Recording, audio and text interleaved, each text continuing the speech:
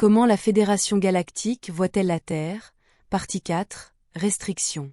En avançant sur le sujet d'aujourd'hui, par restriction je ne fais pas seulement référence à celles qui découlent directement de l'application des règles mentionnées dans la directive première, celle-ci serait au moins logique, que nous soyons d'accord avec elle ou non. Je veux aussi parler de ces règles qui sont appliquées aux visiteurs non humains de n'importe quelle race, mais surtout à ceux qui ont l'apparence humaine, donc appliquées à mes amis et à moi-même, et qui n'ont pas nécessairement de lien direct avec la directive première, bien que souvent elles soient utilisées comme excuse pour les appliquer. Et aussi des règles qui, dans plusieurs occasions, peuvent même être perçues comme allant à l'encontre de la directive première, mais qui nous sont imposées malgré tout. Et ces règles nous sont imposées directement ou indirectement par la Fédération galactique elle-même.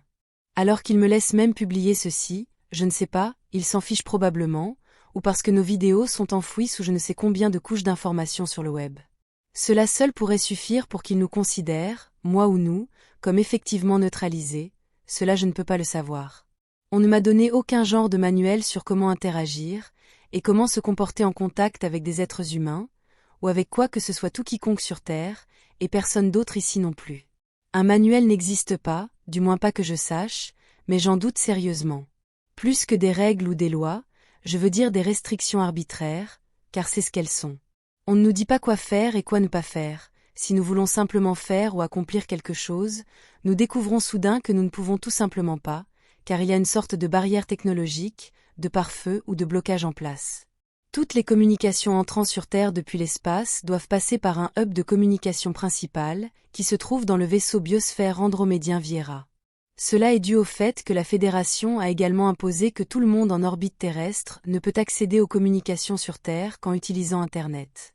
Et sur Terre, la contrepartie exacte est également en place car presque toutes les communications sur Terre utilisent également, ou dépendent également d'Internet, laissant les communications fortement centralisées et faciles à contrôler, surveiller et capter.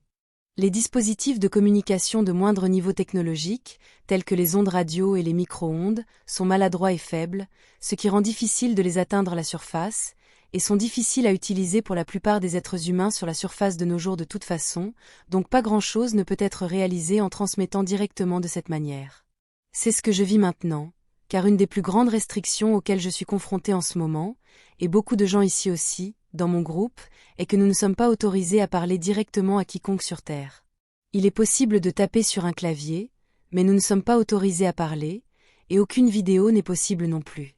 Par conséquent, je dois utiliser ces voix robotiques pour faire mes vidéos, et cela rend les choses beaucoup plus difficiles pour moi car écrire un texte, puis le modifier pour que le générateur de voix le prononce correctement, puis le faire passer par le logiciel en ligne, prend beaucoup de temps et d'efforts, et honnêtement j'aimerais pouvoir parler directement à vous tous en utilisant ma voix, avec moi et la vidéo également. Mais je n'y suis tout simplement pas autorisée, et je suis assez reconnaissante de pouvoir même faire ces vidéos. Lorsque nous essayons d'utiliser n'importe quel type de technologie pour pouvoir parler à quelqu'un là-bas, cela ne fonctionne tout simplement pas. Et je veux dire la technologie de niveau humain, donc si quelqu'un d'ici parle et qu'il n'y a pas d'autres sons mélangés avec la voix, alors techniquement nous devrions pouvoir parler et être entendus par quiconque sur Terre, comme cela est d'ailleurs clairement décrit dans les règles de la directive première, dans la partie où il est stipulé que nous ne sommes pas autorisés à utiliser un dispositif technologique au-dessus de ce qui est trouvé sur Terre. Cela en soi est une incohérence pour commencer, et certains membres de mon groupe ont demandé aux représentants de la Fédération d'expliquer pourquoi cela nous est imposé. Et la réponse qu'ils ont reçue à l'époque, c'est que la Fédération considère la parole trop ouverte et directe. En parlant en d'autres termes, être dangereux pour les humains car nous pourrions volontairement ou involontairement manipuler ceux à qui nous parlons, en chargeant nos mots de signification télépathique, ce qui nous donne un avantage mental sur les humains, et nous restreint au niveau de jeu de dactylographie, comme on dit. Cela semble assez insultant pour l'intelligence humaine. En plus nous nous influençons mutuellement tout le temps, les humains envers nous aussi, mais en dehors de cela, je trouve cela très injuste car nous voulons juste parler à nos amis, et même entre nous, pour être plus proches, pour être une famille avec eux. Et cela soulève une autre incohérence injuste car nous savons que de nombreux représentants de la Fédération parlent directement à de nombreux politiciens sur Terre, utilisant à la fois des médias technologiques et des rencontres en personne également. Donc c'est possible pour certains, mais pas pour d'autres. Et qui décide de cela? Je me le demande. Ce qui rend les choses pires, c'est que si quelqu'un de ce vaisseau spatial descend à la surface, même si cette personne y va seulement pour quelques heures, comme lorsqu'ils vont chercher de la nourriture et des fournitures, le membre de l'équipage est automatiquement restreint comme le serait n'importe quel humain. Et nous ne pouvons parler aux membres de l'équipage qu'en utilisant une technologie fabriquée par les humains, car la Fédération elle-même décourage fortement quiconque emporte un communicateur avancé avec eux lorsqu'ils descendent sur la surface, bien qu'il soit fortement recommandé à quiconque descend de prendre un communicateur avancé avec eux de toute façon, car ne pas en prendre un avec vous lorsque vous êtes sur la surface est intrinsèquement dangereux. Ainsi, la parole et tout autre type de son ont été fortement restreints, de même que la vidéo, car il est assez évident qu'une chose non désirée par la Fédération pourrait y être montrée, par exemple une image de l'intérieur d'un vaisseau spatial. Ensuite, je dois mentionner les photographies, elles sont difficiles à passer, mais c'est possible, bien que officiellement, vous n'êtes pas censé pouvoir le faire. Du point de vue des restrictions, lorsqu'un membre de l'équipage d'un vaisseau spatial descend sur Terre, il ou elle est essentiellement considéré comme humain et est traité comme tel. Cela n'a tout simplement aucun sens pour moi non plus. Car pourquoi ne pourrions-nous pas parler à quelqu'un en utilisant n'importe quel moyen technologique simplement parce qu'il est à la surface, alors que nous avions la même personne en face de nous sur le vaisseau une demi-heure auparavant?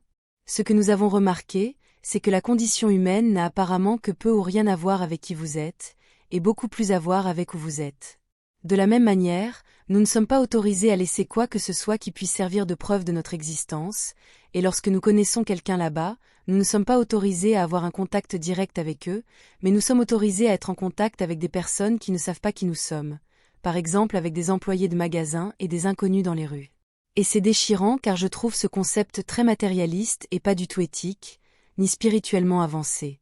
Alors que toutes ces restrictions illogiques nous sont imposées ici, et à de nombreuses autres races stellaires qui ressemblent complètement à des humains comme les Antariens ou les Alphraciens, d'autres races louches, certaines d'entre elles n'étant même pas membres de la Fédération, sont autorisées à errer sur Terre dans leur vaisseau. Elles sont laissées libres de faire à peu près ce qu'elles veulent de manière ouverte et non contrôlée, ce qui peut inclure toutes sortes d'atrocités, comme des enlèvements par exemple. Selon la Fédération, de telles races qui errent librement sont censées être contenues dans les ceintures de Van Allen, et sont donc considérées comme faisant partie de la matrice 3D de la Terre. C'est pourquoi elles sont autorisées à errer librement car elles servent à un certain type de maintenance pour la matrice elle-même et même pour les gens. Un exemple de race qui entrerait dans cette catégorie serait certains types de races reptiliennes, des humains de l'intérieur de la Terre et certaines espèces de petits gris, car ils sont censés être les jardiniers de la Terre, parce qu'ils sont liés à la modification et à la correction de l'ADN endommagé de leurs enlevés, censément pour bénéficier à ces personnes, afin qu'elles puissent réaliser leur plan de vie de manière efficace comme cela a été dit. Pourtant, ils ne sont pas indigènes de la Terre et sont autorisés à entrer et sortir à leur guise. Je dois souligner qu'il existe au moins 165 variantes de ces petits extraterrestres gris, et en ce qui concerne les reptiliens, la Fédération les considère comme indigènes de la Terre car ils étaient sur la planète bien avant l'arrivée des premiers humains stellaires. Le problème que je vois avec cet argument est que la définition de l'humain n'est pas claire non plus, car autant que je sache, il y avait des Néandertaliens sur Terre bien avant l'arrivée des premiers humains stellaires lyriens là-bas. Les Cro-Magnons ne sont pas non plus bien expliqués. Il est presque impossible de les placer dans un cadre temporel vérifié et concernant les reptiliens, il n'y a tout simplement pas assez de données disponibles. Quoi qu'il en soit, c'est la raison pour laquelle la Fédération laisse officiellement ces autres groupes de races stellaires faire ce qu'ils veulent, ou du moins apparemment, car ils sont censés suivre des règles et des réglementations qui leur sont propres, également imposées par la Fédération, mais différentes des autres visiteurs non humains ici.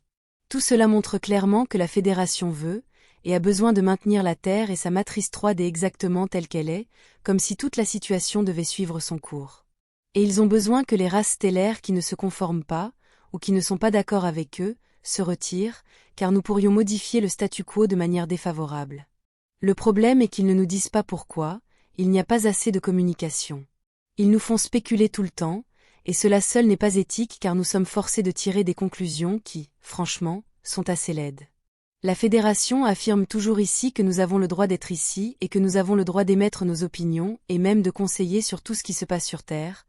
Pourtant en réalité nous sommes maintenus dans l'ignorance, et il semble plus que nous sommes divertis pendant qu'ils font ce qu'ils font là-bas. Par exemple, en revenant à la directive première, il semble la plupart du temps qu'il l'applique à certaines personnes mais pas à d'autres, et sans logique ni éthique. Il semble qu'il l'utilise uniquement comme excuse pour imposer des restrictions à d'autres races stellaires, chaque fois qu'il le juge nécessaire. Ce ne sont que quelques-unes des restrictions qui nous sont imposées, ainsi qu'à d'autres races stellaires autour de la Terre. Je partagerai bientôt plus d'informations et de données.